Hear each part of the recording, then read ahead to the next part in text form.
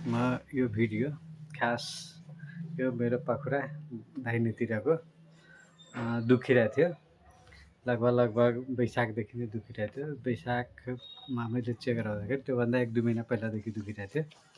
अनि म यो भिडियो किन बनाइरहेको छु भन्दाखेरि जतिवटा हस्पिटलमा गयो भने फरक रिपोर्ट हुन्छ, त्यही भएर म यो भिडियो बनाउन गइरहेको छु।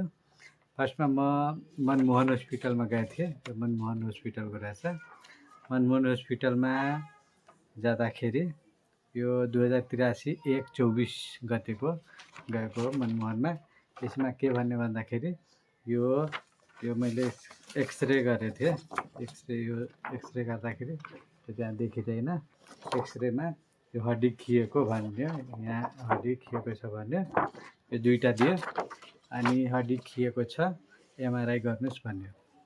त्यसपछि मलाई त्यहाँ डाउट लाग्यो, किनभने एउटा हस्पिटलमा गयो भने धेरै प्रब्लम गरिरहेछ। त्यसपछि म सिल्भर हस्पिटलमा गएँ। यो बालाजुमा रहेछ। सिल्भर हस्पिटलमा जाँदाखेरि मैले चाहिँ यो हस्पिटलमा गएछु भन्ने भनेन, तर उहाँले एउटा एक्सरे गर्नुभयो। त्यो एक्सरे यो अलिक ठुलो रहेछ। उहाँले एक्सरे गरेर के भन्नुभयो भन्दाखेरि तिम्रो यो मासु सुनिएको छ, अरू केही भएको छैन। मैले भनेको पहिला डक्टरलाई चेक गराउँदाखेरि त्यो मासु सुनिएको छ भन्यो। त्यो मासु खिएको छ भन्यो भने त मासु खिएको होइन, मासु सुनिएको छ। औषधि दियो, मलम सलम दियो लगाउनुको लागि, ठिक हुन्छ भन्नुभयो। पानी गएको थियो, मैले चाहिँ त्यो औषधि खाएँ। त्यो ठिक भएन। त्यसपछि म चाहिँ आयुर्वेदिक पाथिभरा हस्पिटलमा गएँ, जुन कि पशुपतिनाथ मन्दिरको छेउछाउमा छ।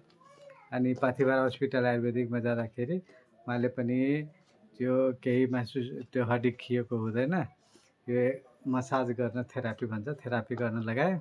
2 दिन थेरापी गरेको 1300 रुपियाँ लिँदो रहेछ। अनि थेरापी गरेर औषधि चाहिँ त्यहाँको धेरै महँगो हुन्छ। फेरि औषधि लगभग 4000 को थियो। अनि त्यो गरिसकेपछि त्यहाँ 2 दिन गऱ्यो। त्यसपछि ठिक हुन्छ भन्यो। त्यसपछि फेरि ठिक भएन। त्यसपछि म चाहिँ यो फ्रन्टलाइन हस्पिटलमा गएँ। फ्रन्टलाइन हस्पिटलमा जाँदाखेरि डक्टरले हातसात यताउता उठाउनु भन्यो। मजाले उठाएँ अनि केही भएको छैन, मासु सुनिएको छ, थेरापी गर्न भन्नुभयो। त्यसपछि म डक्टरलाई भने म यसो हस्पिटलमा गएको थिएँ, मेरो त हड्डी खिएको छ भन्नुभएको थियो। हड्डी खिएको छैन, हड्डी खिएको भए तिम्रो हात उठ्दैन थियो, त्यो त्यस्तै भनेको होला। त्यो हड्डी खिएको होइन, पहिला यो गरौँ, ठिक हुन्छ कि हुँदैन, त्यसपछि हामी नेक्स्ट स्टेपमा जान्छौँ भन्नुभयो। मलाई सही कुरा लाग्यो, किनभने सिल्भरमा पनि मासु सुनिएको भन्यो, त्यहाँ पनि मासु सुनिएको भन्यो, दुईवटा कुरा मिल्यो। त्यसपछि म त्यहाँ थेरापी गरेको 1 हप्ताको प्याकेज सिस्टम हुन्छ, म प्याकेज सिस्टम गरेको। लगभग भोलि मेरो आज 11:30 गते छ, 12 गते सकिन्छ। 11 गते हुँदाहुँदै मेरो जे होस् लगभग 90% ठिक भइसक्यो। मैले भन्न खोजेको यो हो कि एउटा हस्पिटलमा कहिले पनि विश्वास गर्नु हुँदैन, किनभने फरक एउटै यो गराउँदाखेरि, एक्सरे गराउँदाखेरि पनि फरक भन्दो रहेछ डक्टरले।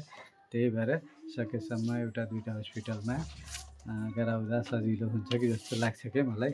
अब ठिक हुन्छ कि हुँदैन, त्यो 1 हप्तापछि फेरि म अर्को भिडियो बनाउँछु। म जानकारीको लागि भनेको हो कि प्रायःजसो यो मनमोहन हस्पिटलमा गयो भने त्यो के भन्छ एमआरआई लेख्छ, यो स्योर हो लेख्छ। एमआरआई गरेर किन गराउँछ थाहा छैन, 14,000 रुपियाँ लिन्छ एमआरआई गरेको एकचोटिमा। अब के हुन्छ, मैले त्यही भएर 4वटा हस्पिटलमा गइसकेँ। 3वटाको लगभग एउटै कुरा छ, एउटाको फरक छ। त्यही भएर म चाहिँ अब 3टाको जुन कुरा हुन्छ त्यही गर्छु। हस्।